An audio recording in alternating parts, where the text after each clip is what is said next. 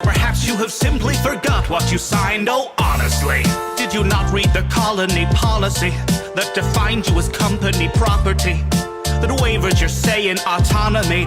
The conglomerates got you in lock and key. We put the dollar back into idolatry. If you're upset, you can rent an apology. We are a family forged in bureaucracy. No I in teen, but there's con in economy. Were you expecting adventure? Were you hoping for fun?